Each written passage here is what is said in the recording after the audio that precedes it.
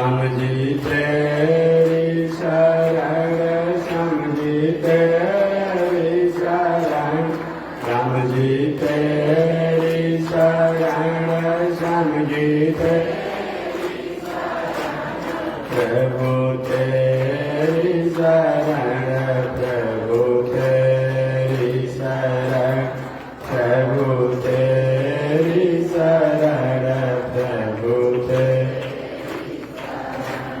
श्रीमन नारायण नारायण नारायण,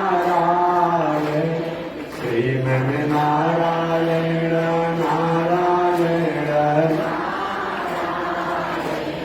लक्ष्मी नारायण नारायण नारायण, लक्ष्मी नारायण नारायण, श्रीमन नारायण नारायण नारायण, श्रीमन नारायण नारायण नारायण। बोलिए श्री लक्ष्मी नारायण भगवान की। अनंताचार्य कृपया वेदांत द्वयपारगम रामकृष्णाग्रसज भक्तम् विश्वक्सेन मुनिं भजे। काषायं यज्ञसूत्रं शुचिवपुषि तथा चोर्ध्वपुण्ड्रं च भाले, यस्यास्ते दक्षहस्ते कलिकुमतिगिरीन्द्रेन्द्रवज्रं त्रिदण्डम्, संसाराग्नि प्रशान्त्यै मृतजलममलं संसाराग्नि प्रशान्त्यै मृतजलममलं दारुपात्रं पवित्रं, श्रीविश्वक्सेन सूरय पदकमलयुगं श्रेयसे संस्थयामि। लक्ष्मीनाथ समारंभा नाथयामुनमध्यमा, अस्मदाचार्य पर्यन्तां वन्दे गुरो परम्परा। नारायणाय विद्महे वासुदेवाय धीमहि, तन्नो विष्णु प्रचोदयात्। महालक्ष्म्यै च विद्महे विष्णुपत्न्यै च धीमहि, तन्नो लक्ष्मी प्रचोदयात्, तन्नो लक्ष्मी प्रचोदयात्। परमाराध्य श्री लक्ष्मी नारायण भगवान नित्य वंदनीय पूज्य गुरुदेव श्री त्रिदंडी स्वामी जी महाराज के जुगल चरणों में कोटिशः नमन। भगवत भागवत आचार्य कैंकर्य पारायण महानुभाव, पावन भूमि पर पावन कथा को आप श्रवण करते आ रहे हैं। पावन कथा प्रसंग अंतर्गत आपने पिछले दिन श्रवण किया। नैमिषारण्य का पावन भूमि है।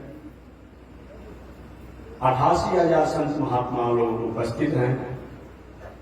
1000 वर्ष तक चलने वाला धार्मिक अनुष्ठान है।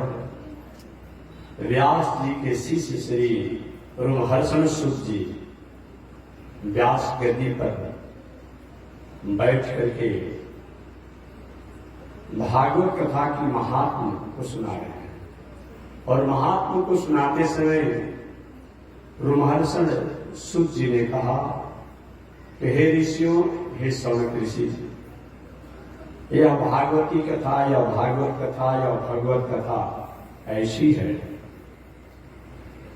कि जिनको सुन करके भक्ति के पुत्र ज्ञान और वैराग अस्वस्थ अवस्था से स्वस्थ हो गए थे। सबसे पहले तो ऋषियों को आश्चर्य हुआ कि महाराज भक्ति और भक्ति के पुत्र ज्ञान वैराग में अस्वस्थ हो गए थे। जी हाँ, अस्वस्थ का मतलब क्या हुआ?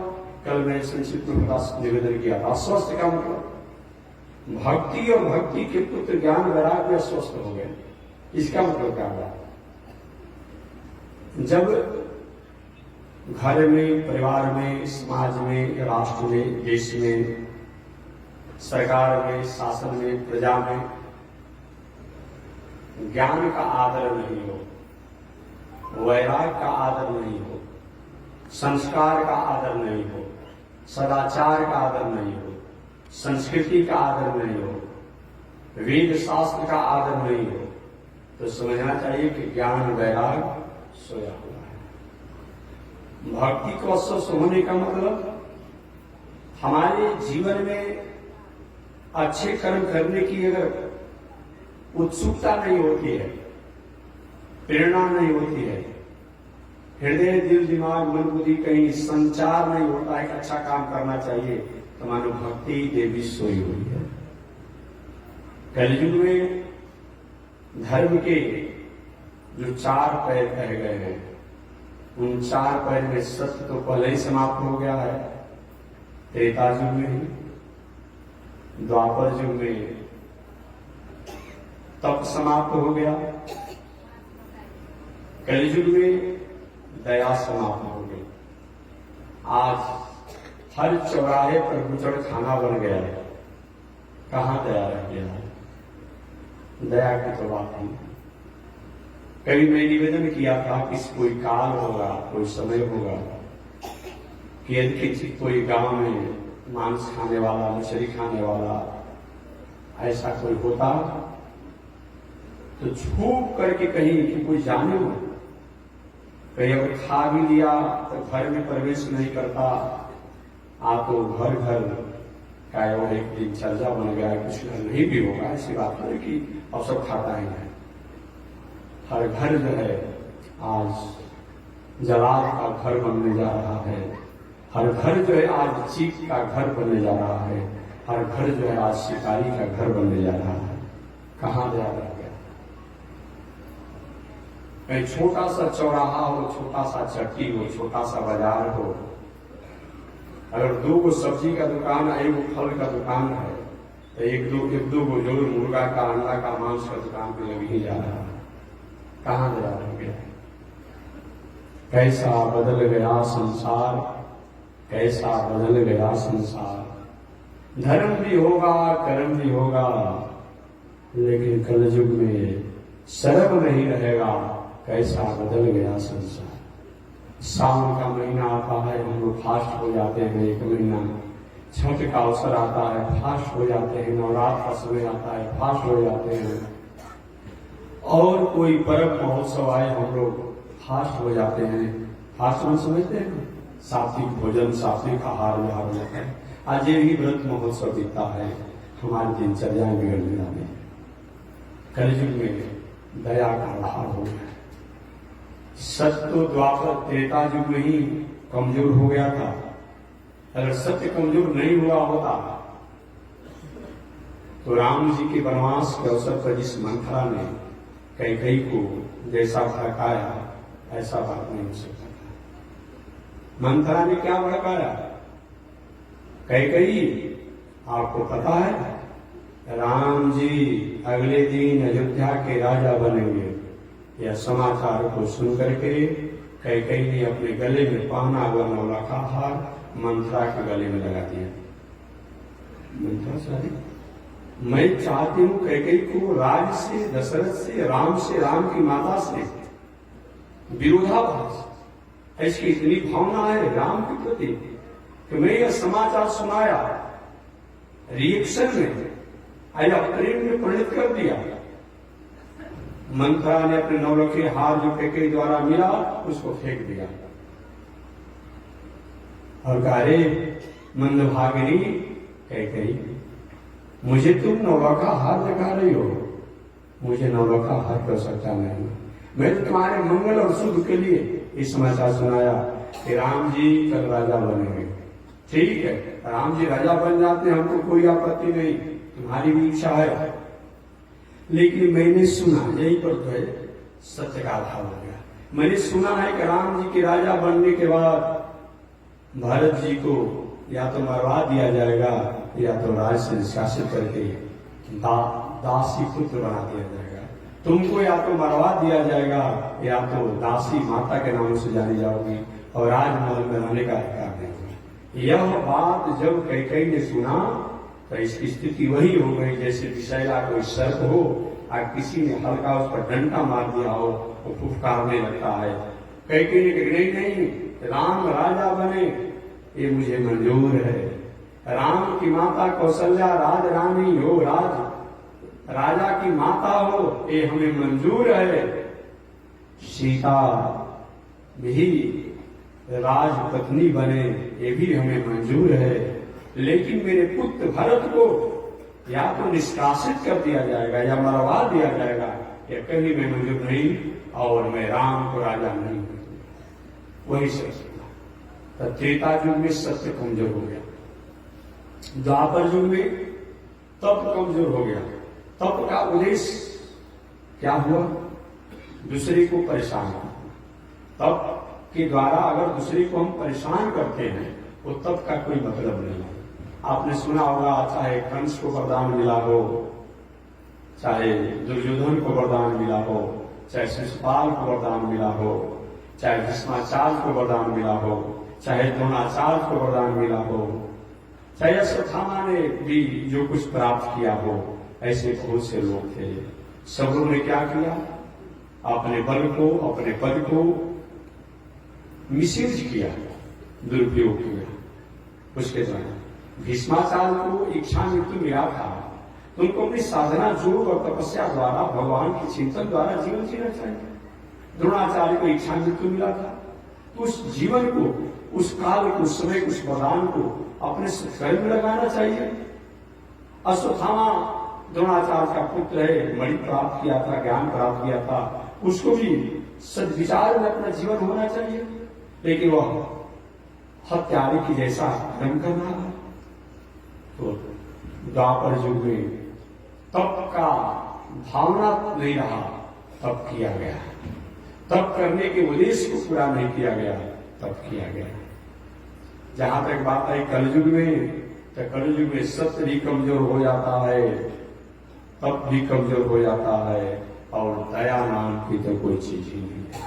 भाई भाई को रोज आप पत्र पत्रिकाओं में, अखबार में, टेलीविजन में, मोबाइल में रोज सुन रहे हैं, माता जो है बेटा की हत्या कर दिया, बेटा जो है माता की हत्या कर दिया, पति जो है पत्नी की हत्या कर दिया, पत्नी जो है पति की हत्या कर दिया, भाई जो है भाई की हत्या कर दिया, मालिक जो है अपने मुंशी, मैनेजर और कर्मचारी की हत्या करा दिया, तो मुंशी, मैनेजर, कर्मचारी जो है मालिक की हत्या कर दिया। ये रोज सोचते हैं, दया रह नहीं गई है। एकमात्र कलयुग में दान पर ही ये कलयुग टिका हुआ है, और बाकी हमारे पास नहीं है। किसी प्रकार से हम कहीं कुछ दान कर देते हैं, इसी से हमारा मंगल हो रहा है। बाकी ठीक है, हम पूजा भी कर रहे हैं, पाठ भी कर रहे हैं, जग भी कर रहे हैं, और सब कुछ हो रहा है, लेकिन सही मायने में अगर हमारा मंगल हो रहा है कलयुग में, तो दान के द्वारा हो रहा है। दान वेकम कलो जुगे, दान वेकम, दान एकमात्र कलयुग में श्रेष्ठ मानव जीवन के कल्याण के लिए साझा किया गया है। ऐसे भक्ति और भक्ति के पुत्र ज्ञान वैराग को अस्वस्थ होने का मतलब कि जिन ही द्वापर युग का समापन होने वाला था, कलयुग प्रारंभ होने वाला था, भक्ति और भक्ति के पुत्र ज्ञान वैराग जो दक्षिण भारत में द्रविड़ देश में प्रकट हुए। द्रविड़ देश में पहले, वहां आज भी जैसा भक्ति और संस्कृति की रक्षा आज भी है, हमारे देश में वैसा नहीं। आपके पूरे उत्तर भारत में भी मंदिर बता दीजिए जो दक्षिण भारत के मंदिर के समान है। एक हमारे उत्तर भारत में मंदिर गिने चुने बचा हुआ है, वृंदावन में श्री रंगनाथ जी का मंदिर, रंग जी का मंदिर जो कहलाता है। ऐसे दक्षिण भारत में हर गांव गांव में जहां वैष्णव संत महात्मा की जगह है, वैसा मंदिर है कि पत्थर का प्रकोटा हो, सुंदर मंदिर हो, वैदिक परंपरा से पूजा होती हो, पंचरात्र से पूजा होता हो। ये वहां जहां भी अगर भक्तों का जहां डेरा है, दक्षिण भारत में होता है, सैकड़ों सैकड़ों संख्या में। हमारे उत्तर भारत में नहीं। एक वृंदावन में श्री रंग जी का मंदिर है, और बाकी वृंदावन में नए नए मंदिर जो बन रहे हैं, ठीक उनमें किसी प्रकार के सौंदर्यीकरण हो सकती है, नवीनीकरण हो सकता है और प्रदर्शनीकरण हो सकती है, लेकिन जैसा वृंदावन में रंग जी का मंदिर है वैसा और मंदिरों में पूजा पाठ नहीं है। कभी आप जाएंगे, कम से कम रंग जी के मंदिर में 24 घंटा में कुछ नहीं तो 10-12 बार तो भगवान को बाल भोग से लेकर के, बड़ा भोग से लेकर के, मध्यम भोग से लेकर भोग लगा ही दिया जाता है।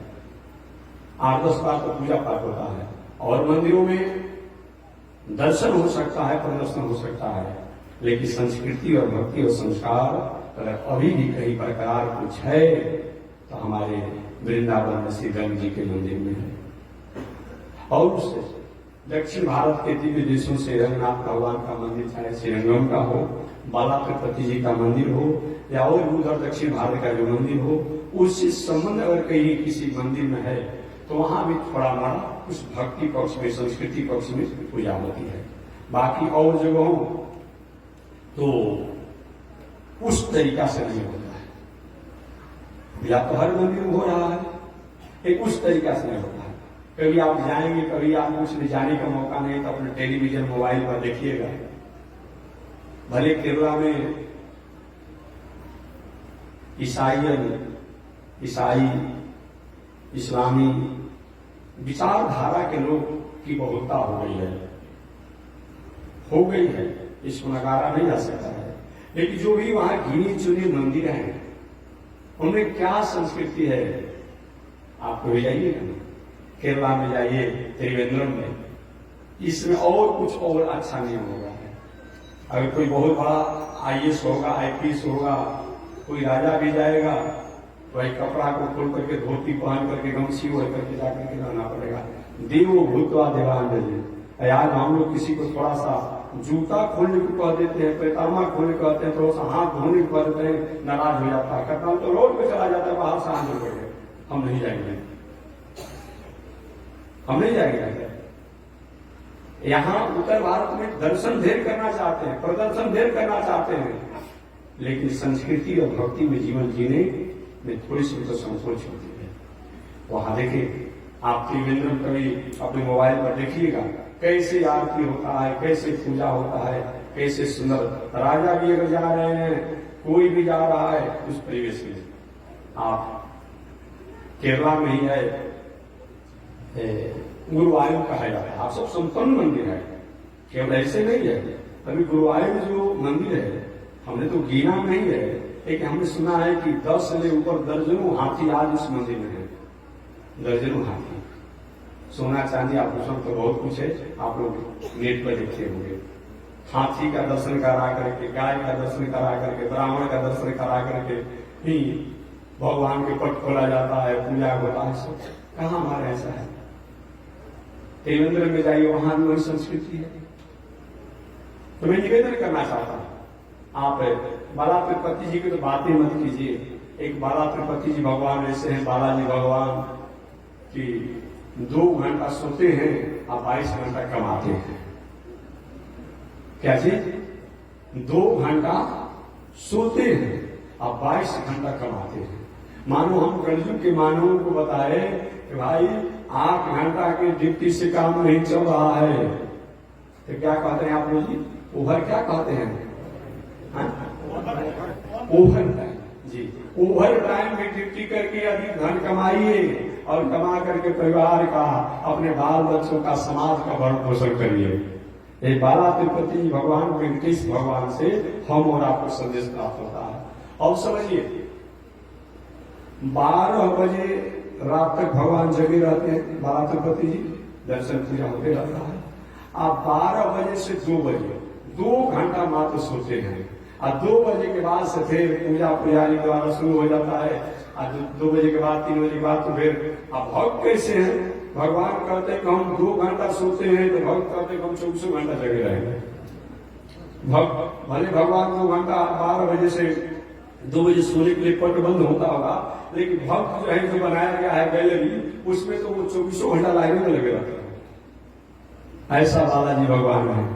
तो हम और आपको कलयुग में बताते हैं कि हे दुनिया में रहने वाले लोग, हमें कलयुग में कुछ और युगों से अधिक श्रम करना पड़ेगा। भाग प्रारब्ध को मत रहिए, भाग प्रारब्ध हमारा कर्म होता है। आज बालाजी भगवान भाग प्रारब्ध तो नहीं है, जगे रहते हैं, श्रम करते हैं, लोगों को दर्शन देंगे तभी नहीं कुछ आएगा आमदनी। दर्शन देते हैं। आज विश्व के सबसे बड़ा धनी मंदिर हो गया है। ये केवल भाग के भरोसे पर नहीं, कर्म के भरोसे पर। भाग द्वारा नहीं, कर्म के भरोसे पर।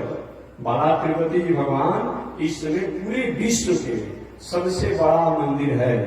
वहां 50,000 से 75,000 कर्मचारी काम करते हैं मंदिर में, मंदिर की व्यवस्था में। और समझिए, जितना 50,000 से 75,000 तनख्वाह पर कर्मचारी काम करते हैं, और निःशुल्क सेवा करने वाले लोग तो अलग हैं, उनका सब कुछ अपना है। ऐसे कुछ नहीं तो लाख आदमी को रोज तो भोजन दिया जाता है, लाखों आदमी को। कम भीड़ रहता है तो 5 लाख 10 लाख आदमी का रोज भीड़ रहता है दर्शन करने वाले के लिए।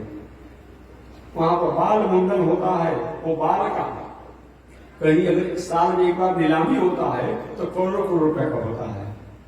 ऐसे बाला तिरुपति जी भगवान है। हम और आपको बताते हैं कि मानव जीवन को कर्म और कलयुग में कर्म तो अधिक करना है। तो दक्षिण भारत में भक्ति आज भी जैसी है हमारे यहाँ प्रसिद्ध है। भक्ति माता ने कहा, नारद जी जब पूछे थे, देवी जी तुम्हारी स्थिति कैसे हो गई? अरे जो तुम्हारे कारण प्रहलाद जी जैसे, ध्रुव जी जैसे लोग उन भगवान को प्राप्त किए और आज तुम अस्वस्थ हो गई हो, ये ऐसे कैसे स्थिति हुआ? भक्ति माता ने सारी अपनी स्थिति बता दिया कि मैं द्रविड़ देश में दक्षिण भारत में मेरा जन्म हुआ, मैं और मेरे पुत्र वहां हिष्ट पुष्ट हुए, मेरा मान हुआ, सम्मान हुआ, आदर हुआ। दक्षिण भारत में वेद का भी आदर है, स्मृति का आदर है, पुराण का आदर है, शास्त्र का आदर है, धर्म का आदर है, संस्कृति का आदर है। यही तो भक्ति का आदर है, यही तो सुपुत्रों का ज्ञान वैराग का आदर है। जहाँ वेद का आदर है वहाँ ज्ञान वैराग का आदर है। जहाँ सात्विक दृष्टि से पूजा पाठ होता वहाँ भक्ति का आदर है। भक्ति माता ने कहा कि दक्षिण भारत में मैं प्रकट हुई, मेरे पुत्र भी वहां अपने जन्म लिए और हिष्ट पुष्ट हुए। भक्ति माता के पति का क्या नाम है? भगवान श्रीमन नारायण। भगवान श्रीमन नारायण है। भक्ति माता जो है ना, लक्ष्मी जी भी भक्ति माता की सेवा को देकर के, भावना को देकर कभी कभी आनंदित हो जाती है। क्या सौभाग्य प्राप्त है भक्ति देवी को। जहां भक्ति देवी रहती है वहां भगवान को, चाहे वो सजना कसाई का ही घर क्यों न हो, वहां भगवान को पहुंचना पड़ता है। और जहां भक्ति देवी होती है, जहां भगवान होते हैं, वहां भक्ति के पुत्र ज्ञान वैराग को भी वहां पहुंचना पड़ता है। सजना कसाई का घर ही क्यों न हो, वहां भी भक्ति के कारण भगवान को पहुंचना पड़ता है, ज्ञानियों के यहाँ पहुंचना पड़ता है। चाहे रहीम जी हो, चाहे रसखान जी हो, रहीम हो, रसखान हो, कबीर हो, सूरदास हो, तुलसीदास हो, कोई भी हो, जहां भक्ति देवी होती है वहां भगवान को पहुंचना ही पड़ता है। इसी लक्ष्मी माता हमेशा धन्यवाद देती है भक्ति देवी को। भक्ति माता ने नारद से कहा कि बाबा, मैं दक्षिण भारत में प्रकट हुई, मेरे पुत्र भी दक्षिण भारत में प्रकट हुए और उनका आदर सम्मान हुआ। कर्नाटक प्रदेश में मैं वृद्धि को प्राप्त की, युवती थी, मेरा बहुत बड़ा सम्मान रहा कर्नाटक में। और आते आते जेडी में गुर्जर प्रदेश में आई। हालांकि गुर्जर प्रदेश के टीकाकारों ने गुजरात अर्थ किया है। गुर्जर प्रदेश का अर्थ टीकाकारों ने, जो टीकाकार होते हैं ना, जो टीकाकारों ने अर्थ गुजरात किया है। गुजरात में आने के बाद मैं भक्ति देवी और मेरे पुत्र ज्ञान वैराग दोनों स्वस्थ हो गए। क्यों ऐसा हुआ? क्यों ऐसा हुआ? उधर का जो इस सीमावर्ती क्षेत्र है, बहुत कुछ मैं नहीं कहूंगा। महाराज जी अगर कहीं 10 भर का सोना का सिकरी पहने हैं, 5 भर का हाथ में क्या पहना जाता है? न दूसरे किसी नाम कहा जाता है, हाथ में जो पहना जाता है वो जो कहा जाता हो, बासुर तो आप लोग की भाषा है। ऐसे जो पहनते कान में कुंडल, बहुत बड़ा महात्मा है, बहुत बड़ा महात्मा है। गुजरात में भक्ति तो है, लेकिन भक्ति का व्यवसायीकरण हमने कर दिया है, व्यापारीकरण कर दिया। ये शायद इधर के संत महात्मा लोग पूजा पाठ कथा प्रवचन में पैकेज की, टेंडर की बात नहीं होती। तो आज पूरे देश में आज पैकेज की बात होती है, आज टेंडर की बात होती है, ऐसा नहीं होगा। पहले के जमाना में कोई कथा करता था, पूजा करता था, पाठ करता था, जप करता था, लेकिन आज पहले हो जा रहा है। अभी नया तो युग ये चला है, कोई बड़ा अगर अपने को कथा व्यास से कोई मान रहा है तो सोचता है घोषणा मिलेगा नहीं मिलेगा, जाने के बाद क्या कर देगा, कौन करेगा, तो पहले डरवा दिया जा रहा है अपने खाता में, अपना जो चीज है। एक काम पहले नहीं था। आपने कभी सुना होगा, आज से 40 वर्ष 50 वर्ष पहले ब्राह्मण देवता लोग आते थे, ऐसा होता था क्या? तय होता था क्या कि तय कर लीजिए, आज टेंडर हो गया, आज पैकेज हो गया।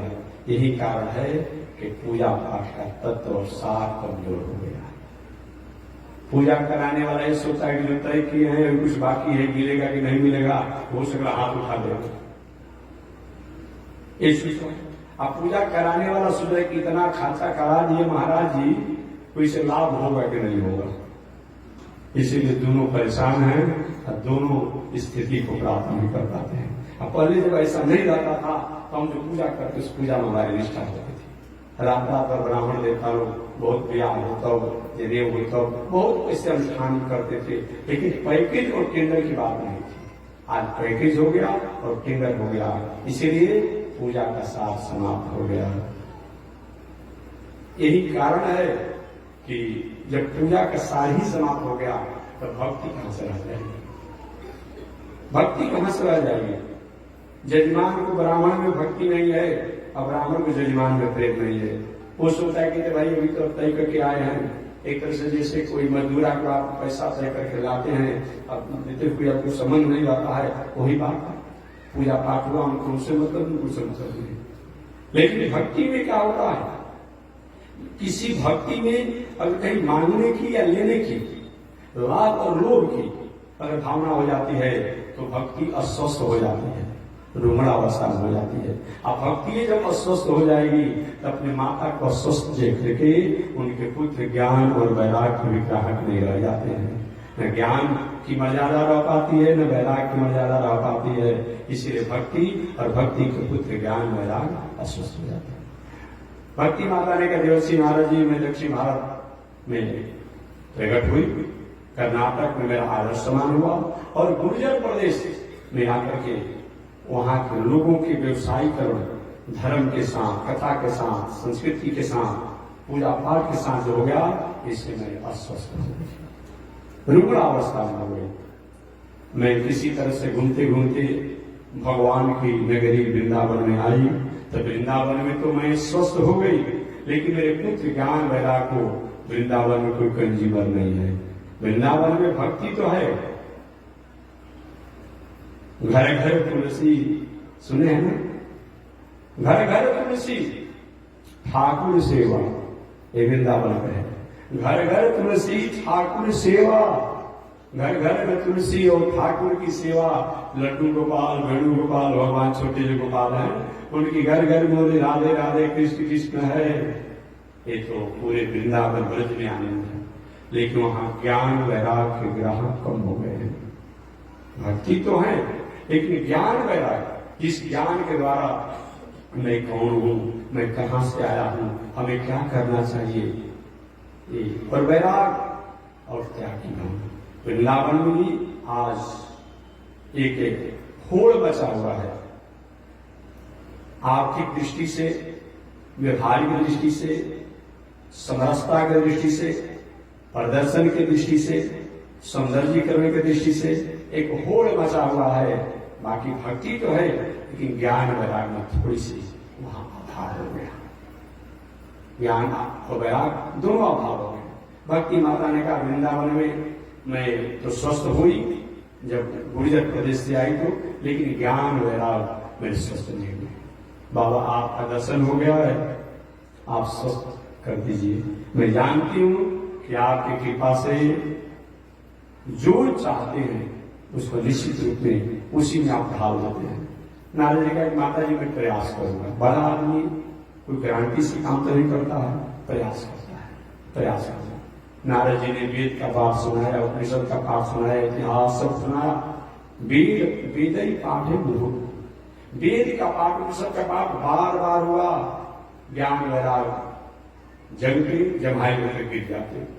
सभी शास्त्रों के कथन होने के बाद नारी ने यहां तक कह दिया कि मैं तीरथ व्रत तप साधना जब जो किया हूं, अगर पुण्य मेरा कुछ है तो बालक ज्ञान वैराग भक्ति के पुत्र स्वस्थ हो जाए, फिर भी कोई प्रभाव नहीं। आकाशवाणी हुआ कि बाबा देवर्षि नारद जी, जिन सत्कर्मों द्वारा आप भक्ति के पुत्र ज्ञान वैराग को स्वस्थ करना चाहते हैं, इन सत्कर्मों से स्वस्थ नहीं होंगे। इनके लिए तो आप अलग से सत्कर्म करना पड़ेगा। नारद जी की कभी तो भी सत्कर्म किया कोई कम है क्या? क्या इससे अलग भी कोई सत्कर्म विशिष्ट होता है क्या? आकाशवाणी जगह के नहीं, जो आप सत्कर्म किए ये कहीं कम नहीं है, लेकिन जैसा रोग है इन भक्ति के पुत्र ज्ञान वैराग को, इनके लिए केवल इन सत्कर्मों से स्वस्थ नहीं हो पाएंगे। इनके लिए तो आपको सत्कर्म अलग से करना पड़ेगा। और वो सत्कर्म कौन अलग से करना पड़ेगा, विशेष सत्कर्म कौन करना पड़ेगा, इसकी व्याख्या संत महात्मा बताएंगे। नारद जी पूरे दुनिया में घूम डाले, घूमने वाले घूम कर सकते हैं, दुनिया में घूम डाले। जो बेटा था महाराज जी, सत्कर्म का अर्थ क्या है, सत्कर्म का अर्थ क्या है, सत्कर्म का अर्थ है। कितने महात्मा तो अपना सिर पकड़कर ठोकने लगते, राम राम है बाबा नारद, सारा दुनिया को सत्कर्म आप सिखाते हो, आज हम लोग से सत्कर्म पूछ रहे हो, काहे बेइज्जत कर रहे हो? अरे हम लोग पूजा करने वाले, तपस्या करने वाले, साधना करने वाले, योग करने वाले, समाधि लगाने वाले, जप करने वाले हैं, जप करने वाले हैं, तीर्थ यात्रा करने वाले हैं, और हमसे आप सत्कर्म की बात पूछते हैं। कोई भी नारद जी के सत्कर्म की व्याख्या नहीं बता पाया। वही नारद जी घूमते घूमते बद्री का आश्रम में गए। कल परसों भी मैंने बताया था कि आज बद्री नारायण एक ऐसा हमारा विश्व का संस्कृति, संस्कार, भक्ति का एक धरोहर, आध्यात्म आराध्य स्थान है, जहां लोग पहले के जमाने में अपने जीवन के अंतिम में या मध्य में या प्रारंभ में जब भी जाते थे, केवल मोक्ष के लिए जाते थे, केवल मोक्ष के लिए। अब हमें संसार के आवागमन से अब हमें मुक्ति चाहिए, इसके लिए लोग जाते थे। जो जाए बदरी वो न आवे उदरी, और आवे तो ना होके तरी। एक तो जो बद्रीनाथ जाता है, जाते थे जाता है, कोई संसार में आवागमन में नहीं आता जन्म में। अगर आ भी जाता है तो ये संसार में एक दरिद्र बने, ये धन का केवल दरिद्र नहीं, ये संसार में रहते भी संसार में वह भक्ति ज्ञान वैराग साधना आराधना का धनी होता है, और संसार में जो लाभ लोग इससे आदेश है इसका वो दरिद्र होता है ऐसे। लेकिन आज उसको भी लोगों ने इंजॉय बना लिया। आज लोग उस बद्री नारायण क्षेत्र को, केदारनाथ को, गंगोत्री को, यमुनोत्री को ही इंजॉय बना लिया। गाड़ी में जो नहीं पीना चाहिए, जो नहीं खाना चाहिए, वो लेकर लोग जा रहा है, बैग में लेकर जा रहा है, वहां इंजॉय बना रहा है। इंजॉय मनाने का जगह नहीं है, इंजॉय मनाने का जगह नहीं है जो आप मना रहे हैं। ऐसा अगर होगा तो कहीं न कहीं वहां के आध्यात्मिक आराध्य से आप छेड़छाड़ कर रहे हैं, और इसका परिणाम हमारे प्रकृति के लिए, हमारे राष्ट्र के लिए, हमारे लोगों के लिए अच्छा नहीं रहेगा।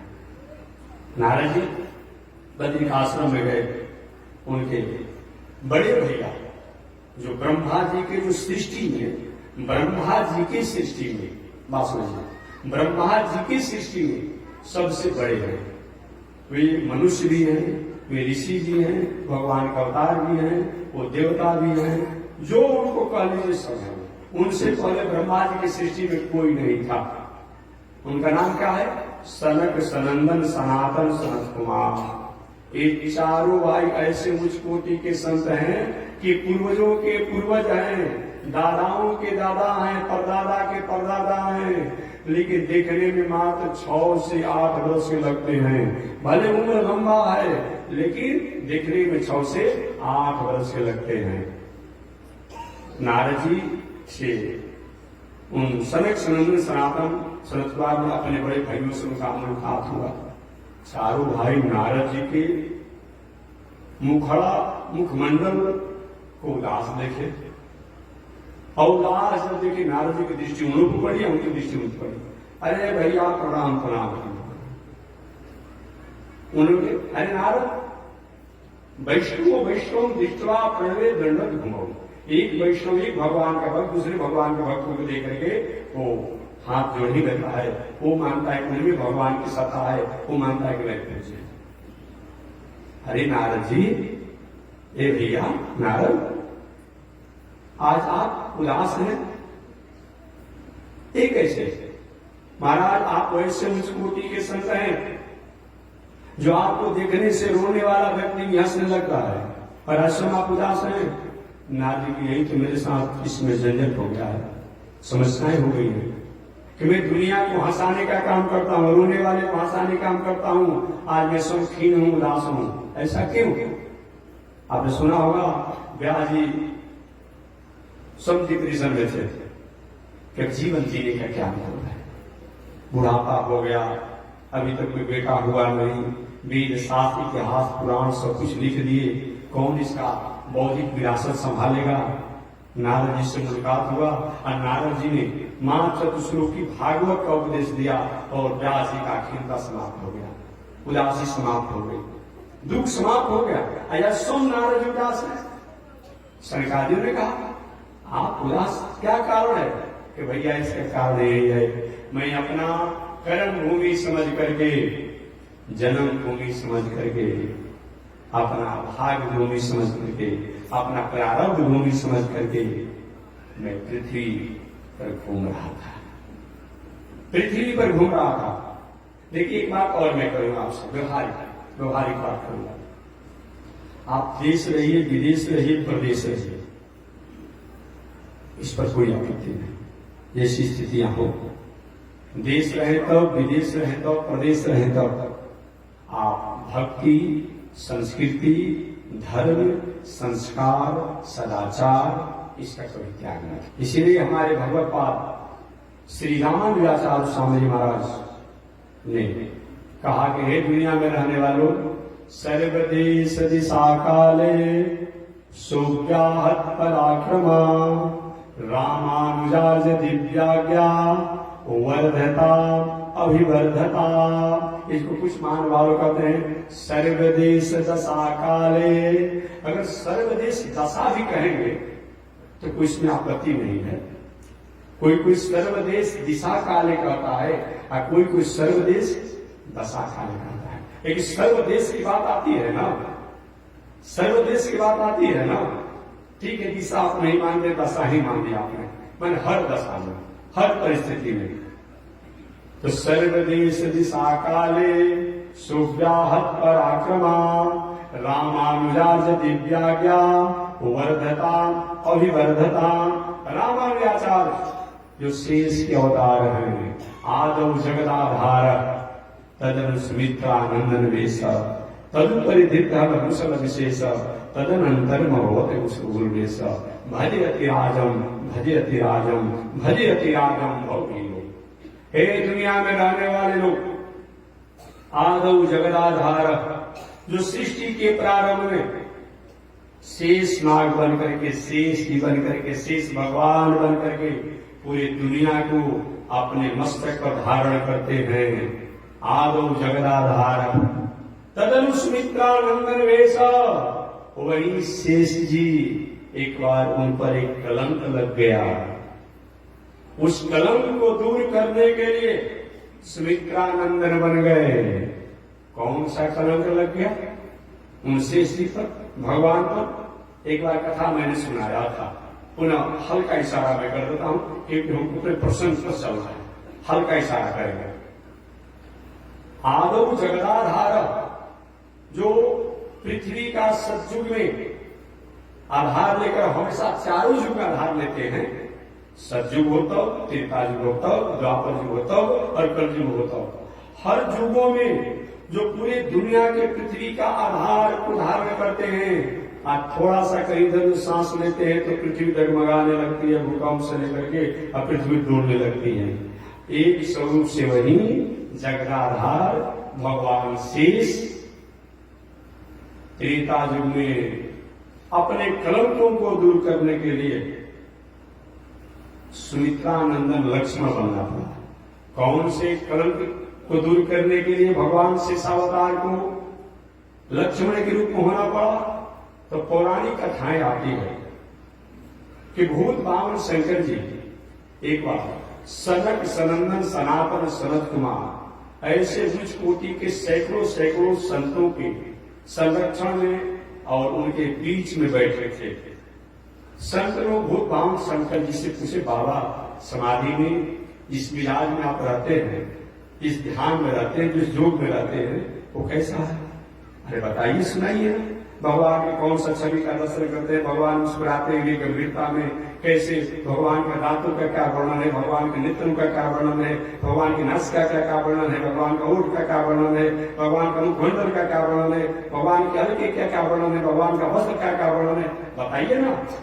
वो बावन शंकर जी बताने लगे। बताते बताते भगवान की समाधि स्थिति की भावना को और उस भगवान के स्वरूपों को इतने प्रेम में विभोर हो गए भूत बामन शंकर जी, उनके देवनों नेत्रों से आंसू गिरने लगा। कभी कभी हंसते हंसते, बोलते बोलते, कहते कहते भी हम लोग की आंखों से आंसू गिरने लगते हैं। होता है कोई इसी कथा सुन करके भी। और शंकर जी के नेत्रों से अश्रुधारा बहने लगी। अश्रुधारा बहने लगी तो संत महात्मा ज्ञानी का कोई भी चीज मिसमिस नहीं होता है। भूत बामन शंकर जी ने क्या किया? अपने नेत्रों के आंसू को हाथों पर रोक लिया, और रोक लिया तो आंसू एक दक्षिण हाथ में जो आंसू को रोके वही रुद्राक्ष हो गया। क्या हो गया? रुद्र की अक्ष से प्रकट होने के कारण उसका नाम क्या हो गया? रुद्राक्ष।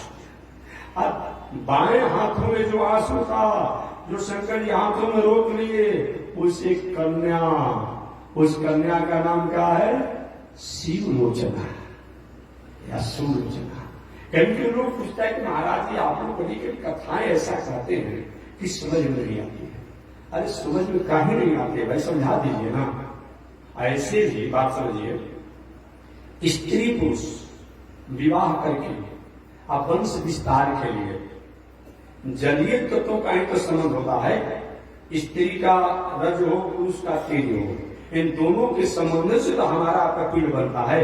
वो क्या है? जलीय तत्व न है और क्या है? हम स्त्री का, पुरुष का जलीय तेज जो है, उसी से हमारा आपका जन्म होता है। कौन आश्चर्य की बात आपको होता है?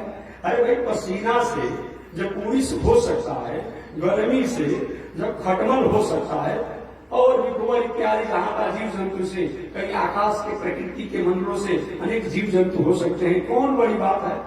क्या सबका विवाह होता है क्या? सबका तिलके चलता है क्या? अतः जन्म लेता है?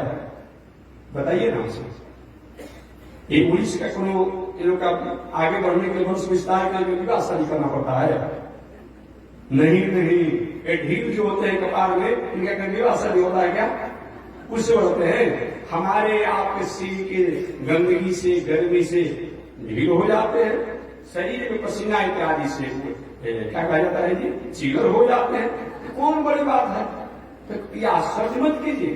तो अगर शंकर जी के नेत्रों से गिरे हुए आंसू और उससे अगर कोई, अगर एक कन्या होगी तो आश्चर्य करने की बात नहीं।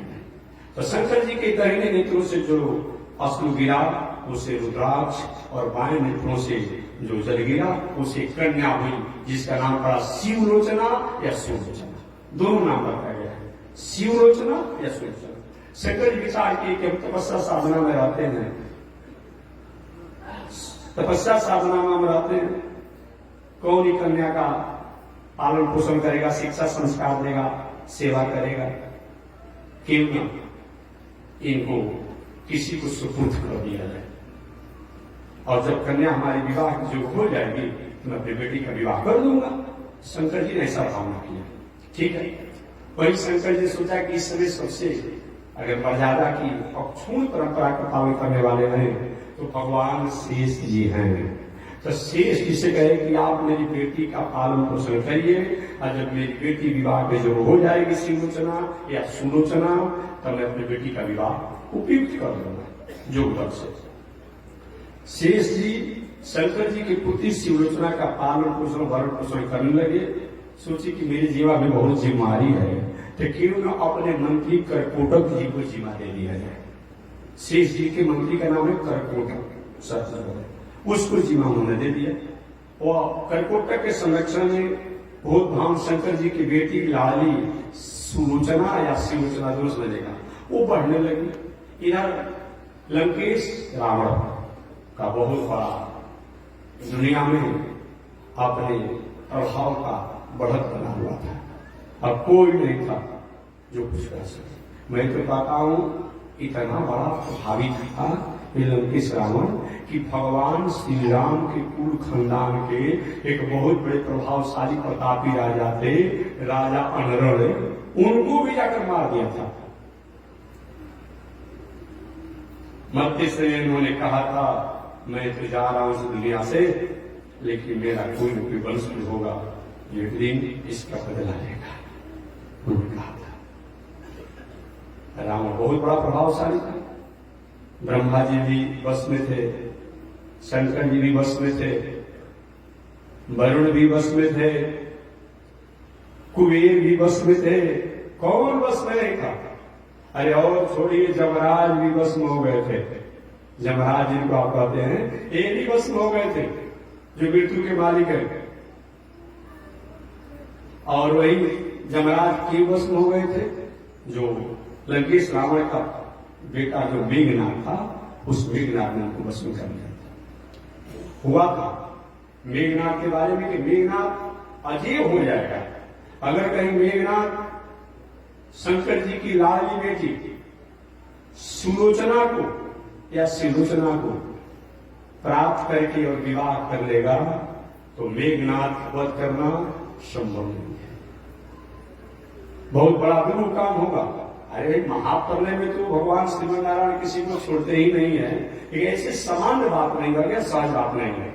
लव निवेश परिमाण युग वंश कोटि सतचंड अभंसी ने मन राम को काल जासी को दंड। महाप्रलय में तो एकमात्र भगवान ही रहते हैं। हमेशा मैं कहता हूं ओम दिव्यो देव एको नारायण न ब्रह्मा नेषाण आलोड्य सर्व शास्त्राणि विचार च पुनः पुनः इदमेकं सो निष्पन्नम ध्येयो नारायण सदा गेयो नारायण सदा प्रियो नारायण सदा श्रेयो नारायण सदा। वही ऐसे उसकी वो मारना बहुत कठिन काम है। वही मेघनाथ सोचा कैसे शिवलोचना को प्राप्त किया जाए। अब पाताल लोक पर चढ़ाई कर दिया, शेष जी के लोक पर चढ़ाई कर दिया, और शेष जी के लोक पर जब मेघनाथ चढ़ाई दिया तो करकोटक सर्प को पलायन करके परास्त करके और उस शिवलोचना को प्राप्त कर लिया। एक घटना को जब शेष जी को पता चला तो उदास हुए। समाज में लोकापवाद फैल गया। आप किए हैं कि नहीं कि इससे मतलब नहीं है, लेकिन समाज में लोकापवाद भी हो उसको भी समाधान करना चाहिए। यद्यपि शूदम लोक विरोधम नाचयताम नाचयता। आप कहीं शराब की दुकान पर बैठते हैं, शराब नहीं पीते हैं, और लोग में ऐसा प्रचलन हो गया कि नहीं अमुक व्यक्ति जब दुकान पर बैठकर बिना पिए रहते होंगे। आप जुआरी से मैत्री किए हैं, जुआ जहां होता वहां बैठे बल नहीं खेलते हो, अगर है कि नहीं भाई जरूर खेलते होंगे तो वहां से दूर हट जाइए, समाज को समझाइए। ऐसे भले आपको अगुण न हो, लेकिन लोकापवाद भी समाज में है, उसका कहीं न कहीं समाधान होना चाहिए। शेष जी अब चारों तरफ दुनिया में ही हो गया, कितना बड़ा बलिष्ठ है शेष जी। और उनके रहते मेघनाथ शंकर जी के बेटी शिवलोचना को लेकर चला गया। ऐसा हो सकता है? नहीं, शेष जी की मिली भगत से ही मेघनाथ ने इस शिवलोचना को अपहरण किया है। यही दुनिया में लोकापवाद है। कैसे इसको समाधान किया जाए? कैसे समाधान किया जाए? समाधान नहीं हो रहा था। शेष विचार के कभी इस कलम को दूर करना है, वही शेष जी अगले जन्म में सुमित्रानंदन लक्ष्मण बन करके आए थे। सुमित्रानंदन लक्ष्मण बन करके आए थे। आदौ जगदाधार तदनु सुमित्रानंदन वेश, वही सुमित्रानंदन के रूप में वह शेष जी त्रेता युग में आए थे। इसलिए जिसमें लक्ष्मण जी भगवान श्री राम के साथ जंगल में जाने के लिए अपनी माता सुमित्रा से आज्ञा लेने गए थे कि भैया राम की सेवा करने के लिए मैं जंगल में जाना चाहता हूं। सुमित्रा माता ने कहा, लक्ष्मण क्या कहा तुमने?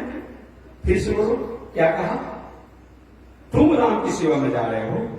नहीं बेटा, आज के बाद इस बात को बदल दो, इस शब्द को बदल दो, तुम्हारे हेतु राम बन जाए। तुम्हारे लिए राम वन में जा रहे हैं, तुम राम के लिए वन में नहीं जा रहे हो। लक्ष्मण जी ने सारी घटना सुमित्रा जी से जाना कि बेटा जब तुम शेषावतार में थे तो तुम्हारे को जो कलंक लगा था कि शंकर जी की बेटी सुलोचना को मेघनाथ ने शेष जी के मिली भगत से अपहरण किया है, ये कलंक तब दूर होगा जब तुम्हारे द्वारा मेघनाथ का वध होगा। इसलिए तुम राम जी के लिए नहीं जा रहे हो, लेकिन राम तुम्हारे कलंक को दूर करने के लिए जंगल में जा रहे हैं, हाथों के साथ जा रहे हैं। आदौ जगदाधार शेष तदनु सुमित्रानंदन वेश तदुपरिधृत मुसल विशेष, और तीसरे द्वापर युग में वही शेष जी क्या बन गए? बलराम बन गए, बलराम के रूप में। कलौ रामानुजो मुनि, वही शेष भगवान कलयुग में रामानुजाचार्य स्वामी जी के रूप में हो गए। ऐसे रामानुजाचार्य स्वामी जी महाराज। तो मैं निवेदन करना चाह रहा था कि भक्ति, ज्ञान, वैराग्य, ये तीनों की अगर कहीं हमारा संस्कार, संस्कृति, मर्यादा ठीक रहती है तो स्वस्थ रहते हैं, ये नहीं रहता है तो नहीं रहते हैं। सरक सनातन सनातन सनत कुमार, ये चारों भाइयों ने कहा कि नारद जी आपने पूछा सत्यकर्म सूचको ज्ञान जगत।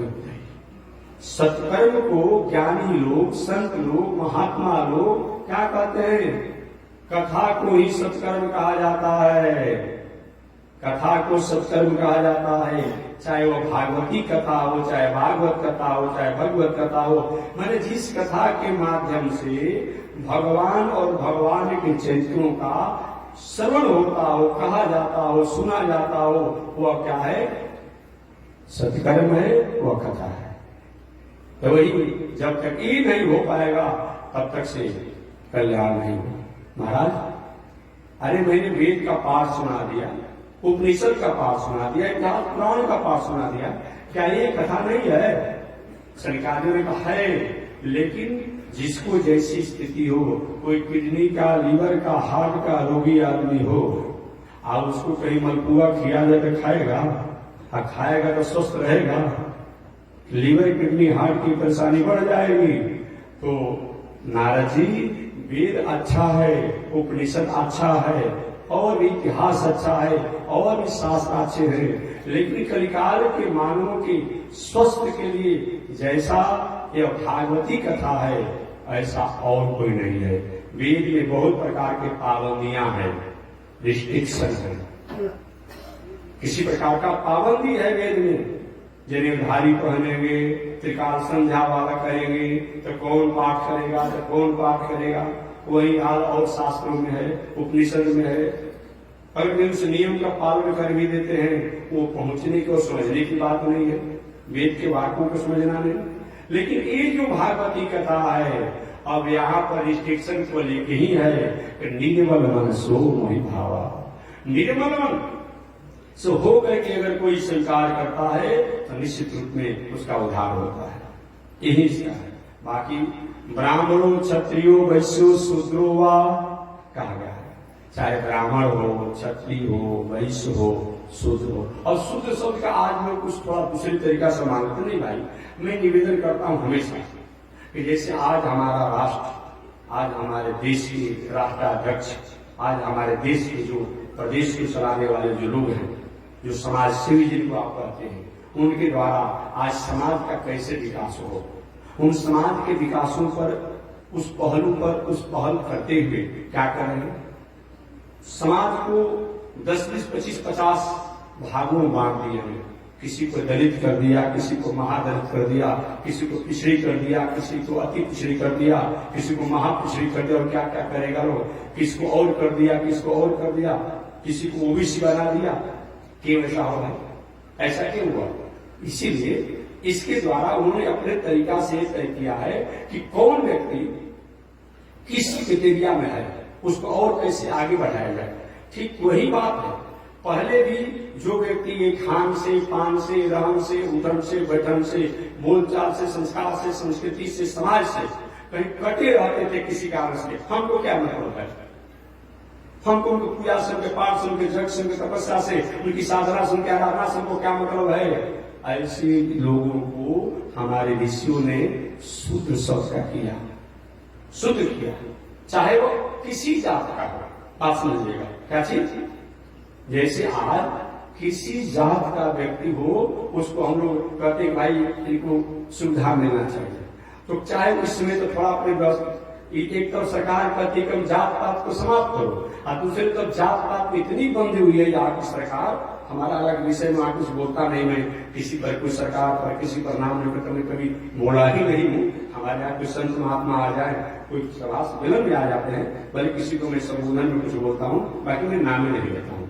एक मैं कहना चाहता हूँ, एक तरफ आप कहते हैं कि जात पात का नफरत ये जब तक जाएगा नहीं तब तक समाज का विकास नहीं होगा।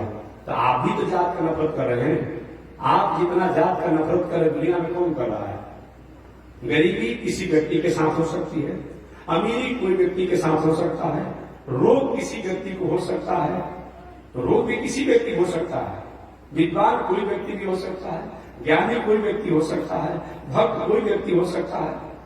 तो एक जो मैं निवेदन करना चाहता हूं कि उस जमाने में जो लोग, चाहे वो ब्राह्मण ही हो, क्यों न हो, क्षत्रिय क्यों न हो, वैश्य क्यों न हो, और कोई क्यों न हो, लेकिन जो धर्म से, कर्म से, पूजा से, पाठ से, जग से, दान से थोड़ा सा कतराते थे, अलग रहना चाहते थे, उनको एक लोगों ने उस समय के अनुसार एक शुद्ध शब्द कह दिया। बाकी किसी जात से मतलब नहीं, जो उसके करीब हो। जैसे चोर किसी जात का हो सकता है, अपराधी किसी जात का हो सकता है, आतंकवादी किसी जात का हो सकता है, डॉक्टर किसी जात का हो सकता है, ज्ञानी किसी जात का हो सकता है, न्यायाधीश किसी जात का हो सकता है। ठीक उसी प्रकार से एक किसी जात से मतलब नहीं, ये मतलब उसकी अपने क्राइटेरिया के अनुसार, उसके अपने स्टेटस के अनुसार, अपने रहन सहन के अनुसार, अपने बोलन चालन के अनुसार, उठन बैठन के अनुसार व्यवस्था उस समय थी। तो इस प्रकार हमारे सनक सनंदन सनातन सुनत कुमार कहते हैं, भैया नारद चाहे वो ब्राह्मण हो, क्षत्रिय हो, वैश्य हो, शूद्र हो, पंचम वर्ण हो। पंचम वर्ण माने कहीं हेरा फेरी द्वारा, भूल भटकाव द्वारा माता पिता के कहीं चंचलता में किसी का जन्म हो गया हो, वो पंचम वर्ण है। देसी हो, विदेशी हो, परदेशी हो, या पशु हो, पंछी हो, भूत हो, प्रेत हो, किसी के निमित्त अगर ये भागवती कथा को कहा या सुनाया जाए तो उसका उद्धार होता है। और ये तो भक्ति के पुत्र ज्ञान वैराग है, इनके निमित्त अगर भागवती कथा होगा तो निश्चित रूप का उद्धार होगा। नारे का भैया तो सबसे अच्छा मौका मिला है, ऐसा सुनहरा अवसर नहीं मिलेगा। सत्यकर्म का और भागवती कथा होता है, भागवत कथा होता है। तो आपसे बड़ा ज्ञानी कौन हो सकता है? आप बचपन से बाल ब्रह्मचारी आप लोग हैं, तो आप ही कथा सुना दीजिए ना। पहले तो सरकारी का देखो ना, हम अपने साधना आराधना करते हैं और किसी को ढूंढ लो, हमने उपाय बता दिया। अरे बहुत ऐसे भी डॉक्टर होते हैं जांच दूसरी जगह कराते हैं और जांच का निर्णय अपने से करते हैं। कुछ आज तो ऐसे भी डॉक्टर है कि जांच भी अपने ही हो रहा है, दवा भी अपने ही हो रहा है और सब अपने हो रहा है। लेकिन मैंने उपाय बता दिया नारद, तुम किसी संत महात्मा का ढूंढ करके और सत्कर्म का व्याख्या जो सत्संग कहा, उस भक्ति के पुत्र ज्ञान वैराग्य निमित्त तुम कथा सुना। लेकिन नहीं भैया, हमारे दिल जन में तो आप ही बैठ पा रहे हैं, आप ही कर देते तो अच्छा होता। क्योंकि देखिए मैं नीचे नहीं जाऊंगा, सनकादियों ने कहा हमारी अभी स्थिति बद्रिकाश्रम को छोड़ करके हिमालय को छोड़ करके ये अभी नीचे जाने की स्थिति नहीं है, मैं नहीं जा पाऊंगा। तो नारद ने कहा भैया अगर नीचे नहीं जाएंगे थोड़ा सा तो रिक्वेस्ट को मान लीजिए, आप नीचे मत जाइए। लेकिन जहां से हिमालय प्रारंभ हो रहा है, जहां से ये देवभूमि, जहां से हरि का द्वार प्रारंभ हो रहा है, कम से कम वहां तक तो चल सकते हैं। एक वो कौन जगह?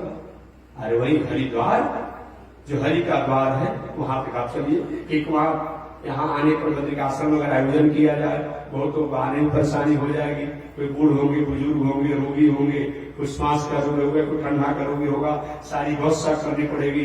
तो हरिद्वार आप चल चलिए, और हरिद्वार चल चलेंगे तो व्यवस्था करने में भी थोड़ी अनुकूलता पड़ेगी। तो इधर के लोग हरिद्वार पहुंच जाए, और जो वृंदावन में भक्ति के पुत्र ज्ञान वैराग है, तो उधर से भी लोगों को और भी जो संत महात्मा को आना होगा उनको भी सुविधा होगा।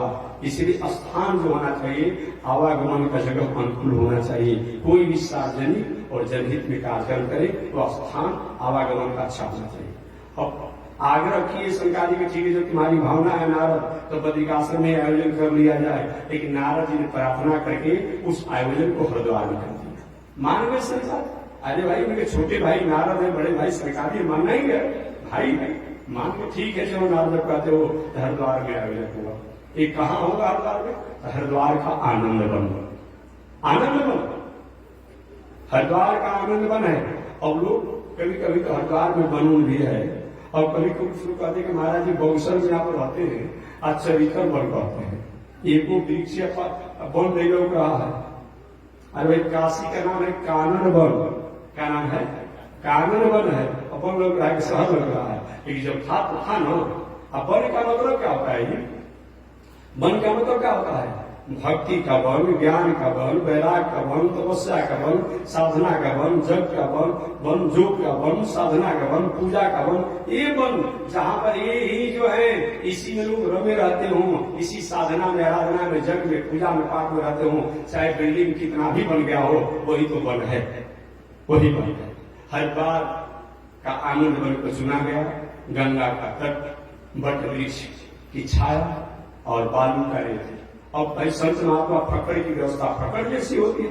अब कहाँ चन्ना माने जाए, कहाँ शिक्षक आने जाएंगे, तो क्या किए नारद जी, एक भैया हरिद्वार का आनंद वन जो है उसमें जो बट का वृक्ष है वही समयाना का काम करेगा, और उसकी चबूतरा जो है वही व्यास पीठ का मंच का काम करेगा, और नीचे जो बालू का जो रमण रेती है वही जो है बिछौना का काम करेगा, क्योंकि बालू में बैठने में आनंद आता है। इस तरह से फकड़ की व्यवस्था फकड़ जैसी हो गई।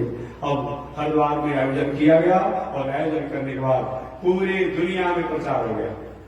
नारद जी जब कथा सुनेंगे, अब प्रचार नहीं होगा। अब जीयर स्वामी, किरणवी स्वामी जी महाराज के चेला जीयर स्वामी, अब भाई बाला पेपति जी जा रहे हैं, तो बाला पेपति जी जा रहे हैं तो 50 सैकड़ों लोग चलेंगे। जगन्नाथपुरी जाएंगे, हजारों लोग जाएंगे। रंगनाथ भगवान का जाएंगे, सैकड़ों लोग जाएंगे। बद्रीनारायण जाएंगे, सैकड़ों लोग जाएंगे। और नारद जी वाला कथा सुने, और कोई बाकी रह जाए। जितने तपस्या, साधना, योग, समाधि, जप करने वालों थे एक एक तो होते रहेगा।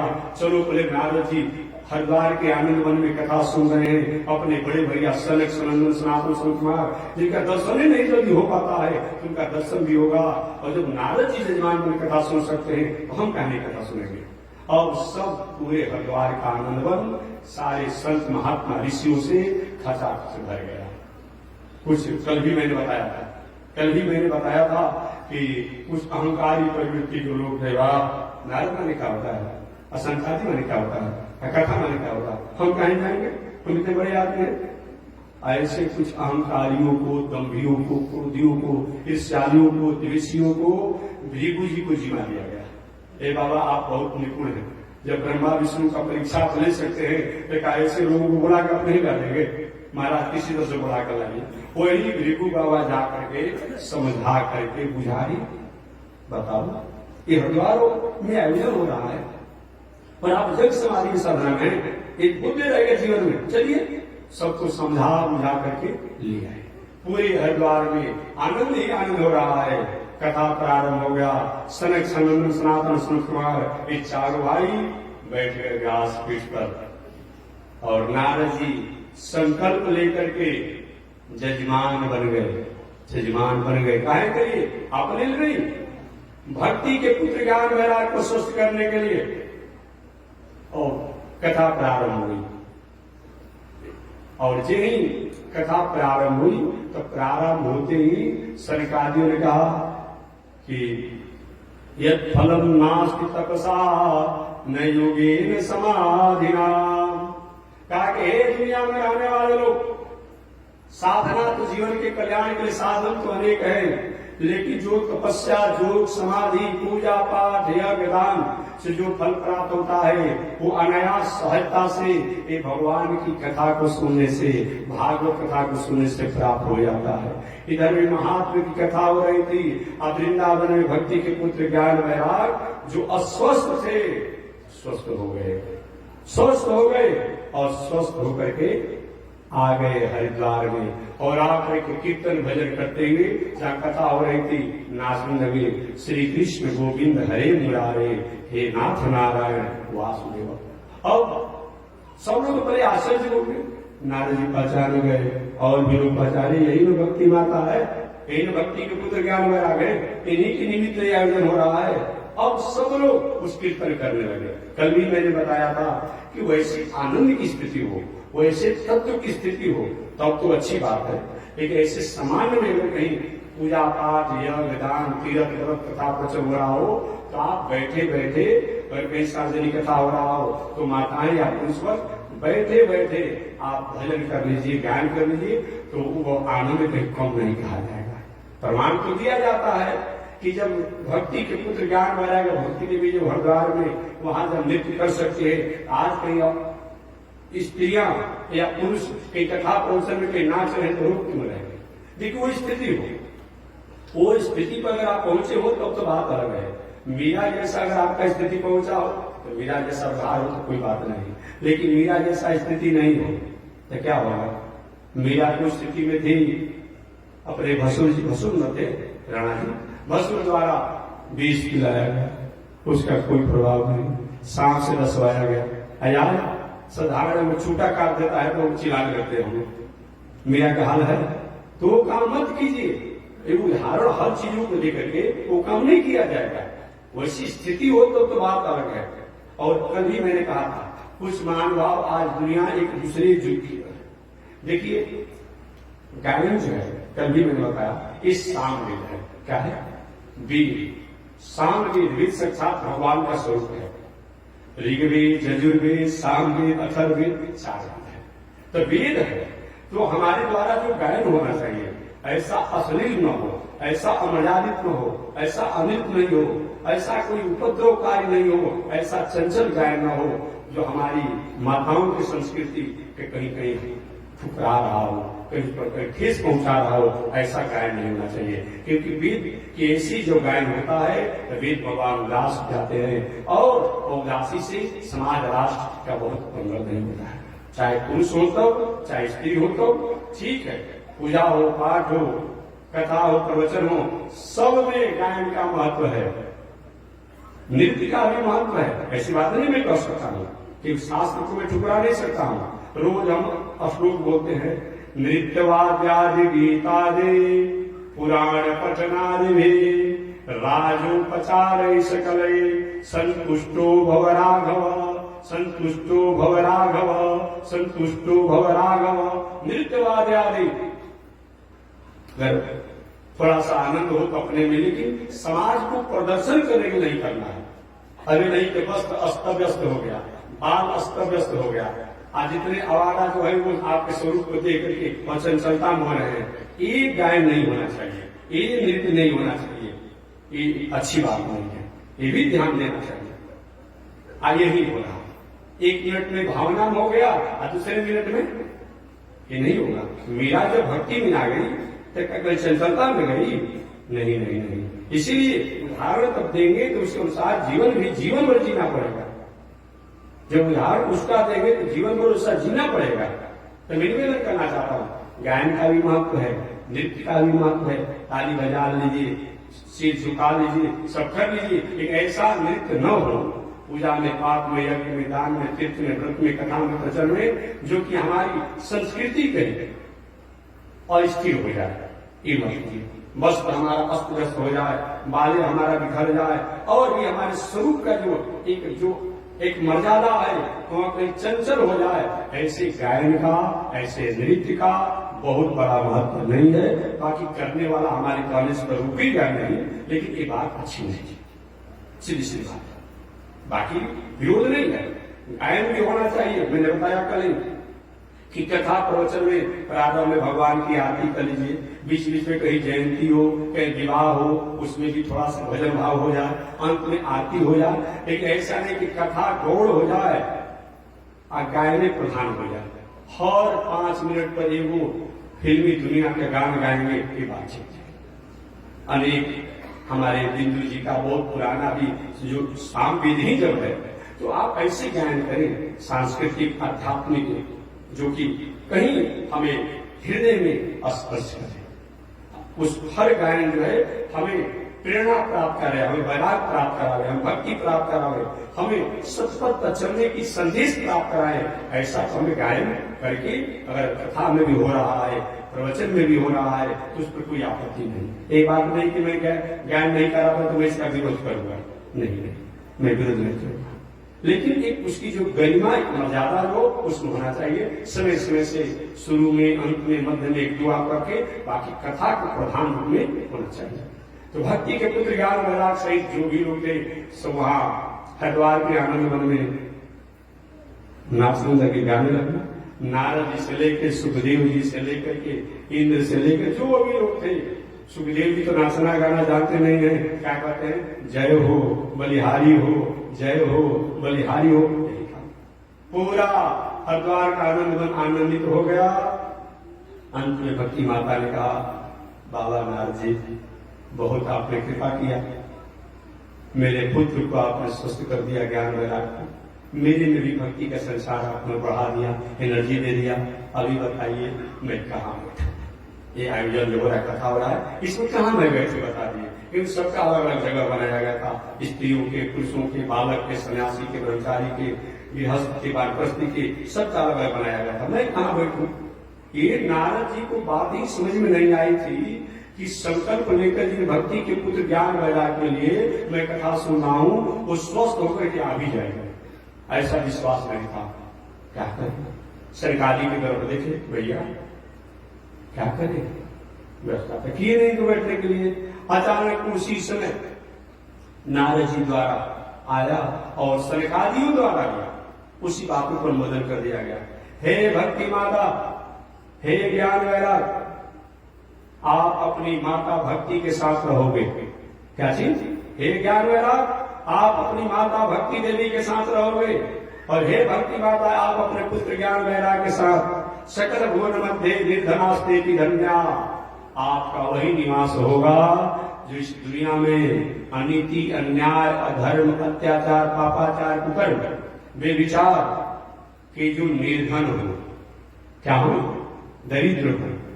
अनीति, अन्याय, अधर्म, पापाचार, बेविचार, कुकर्म के जो निर्धन हो, सकल भुवन मध्य निर्धनास्ते की धन्या, और जो ज्ञान वैराग, सदाचार, संस्कृति, मर्यादा की जो धनी आदमी हो, उनके हृदय में आपका निवास होना चाहिए। उसी जिनसे भक्ति माता अपने पुत्र ज्ञान वैराग के साथ एक भावना के रूप में और भक्तों के हृदय में निवास करने लगी। पूरा भागवत कथा हुआ, और पूरा भागवत कथा तो सब लोगों ने सुना, सब आनंदित हुए, और सब संत महात्मा ऋषि लोग अपने अपने आश्रम को विदा हुए। नारद जी ने अपने बड़े भैया सनक सनंदन सनातन स्रोत कुमार को भी अभिवादन करके विदा किए, और नारद जी भी पुनः यात्रा में निकल गए। इस प्रकार से एक कथा को कौन सुना रहे हैं? एक घटना तो पहले हो चुकी है, एक घटना पहले हो चुकी है। उस नैमिषारण्य में सूत जी ने कहा कि हे ऋषियों, मैं आप लोग को वही कथा सुनाऊंगा जिस कथा को सुन करके एक समय भक्ति के पुत्र ज्ञान और वैराग नारद जी के जजमान बनकर के सुनने से और नारद जी के बड़े भैया सनक सनंदन सनातन सुकुमार द्वारा कथा सुनाने से स्वस्थ हुए थे। तो सौनक ऋषि ने पूछा था महाराज ये घटना कैसे घटी, नारद जैसे चंचल व्यक्ति भी कैसे कथा सुनिए? तो पूरा सूर्य जी ने इस कथा को सुना दिया और मैंने भी इस कथा को सुना दिया। आगे सूर्य जी कहते हैं ऋषियों ये वही भागवत कथा है, इस भागवत कथा को प्रेतात्मा धुंधकारी भी सुन करके अपना उद्धार कर लिया। सौनक ऋषि जी हाथ जोड़ लिए, सूर्य जी क्या बोला आपने? अभी तक तो हमने मनुष्य की कथा सुनने की बात सुनी थी कि ऋषि लोग कथा सुनवाते थे, देवता लोग सुनने के लिए आए तो थे, सुखदेव जी के पास रह के सुनाए नहीं। लेकिन आपने कहा भूत प्रेत भी सुनकर उद्धार कर लेता है। महाराज भूत कौन था, वो प्रेत कौन था, वो काहे भूत बन गया, कैसे प्रेत बन गया, कौन उसको कथा सुनाया, कैसे उसका उद्धार हुआ, इस कथा को आप विस्तार से बताइए। इस कथा को कल मैं बताऊंगा। और आज इसी के साथ वाणी विराम। एक बार भगवान का नाम ले, आगे परमात्मा की शिक्षा।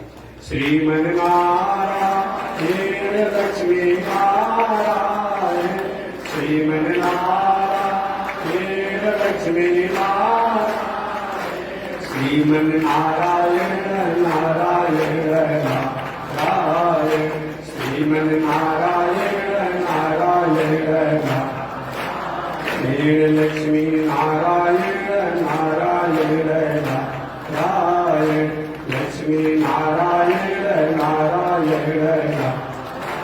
बोलिए श्री लक्ष्मी नारायण भगवान की, भास्कर भगवान रामानुजाचार्य स्वामी महाराज की, विश्व जगदाचार्य श्री त्रिदंडी स्वामी जी महाराज की। ओम शांति शांति शांति। नारायण कल 10 तारीख है ना, कल 10 तारीख है, गुरु पूर्णिमा महामहोत्सव है, महर्षि वेद व्यास महाराज का जयंती महामहोत्सव है। बक्सर में हमारे पूज्य गुरुदेव श्री त्रिदंडी स्वामी महाराज का गुरु पूर्णिमा महोत्सव कल मनाया जाएगा। वहाँ के जो व्यवस्थापक थे, वहाँ के जो महंत थे, उनके द्वारा, और हम तो यही चतुर्मास जगह स्थल पर ही रहेंगे। यहाँ पर भी जो अतिथि आएंगे उनको भोजन भंडारा प्रसाद पानी की पवानी की व्यवस्था है। आप जो भी कथा सुनने आते हैं और जो भी अतिथि हों गांव जवार को अनुकूलता मिलेगी तो आप लोग भंडारा के प्रसाद पाने के लिए गुरु पूर्णिमा के अवसर पर कल सादर आमंत्रित हैं। समय से 10 बजे तक भंडारा तैयार हो जाएगा, तो 10 बजे से लेकर के 6 बजे सायंकाल तक आप भंडारा के प्रसाद पाने के लिए सादर आमंत्रित हैं। और बाकी कथा प्रवचन तो हमारी कल भी होगी, और जब तक परमात्मा चाहेंगे कथा होती रहेगी। तो यहाँ हम गुरु पूर्णिमा महोत्सव नहीं मनाते हैं। गुरु पूर्णिमा के अवसर पर कोई अतिथि आ जाए तो उसको प्रसाद पवाना, ये तो हम लोग की मौलिक अधिकार बनता है। हमारा भारतीय संस्कृति का पूजा पाठ उत्सव महोत्सव और गुरु पूर्णिमा महोत्सव बक्सर में पूज्य श्री त्रिदंडी स्वामी महाराज के मंदिर पर मनाई जाएगी। हम यही चतुर्मास व्रत पर रहेंगे, वहाँ हमारे व्यवस्था करने वाले आयोजक लोग वहाँ मनाएंगे। यह बात को आप जानेंगे। और भंडारा में आप सबों का सादर आमंत्रण है। जय श्री भंडारा।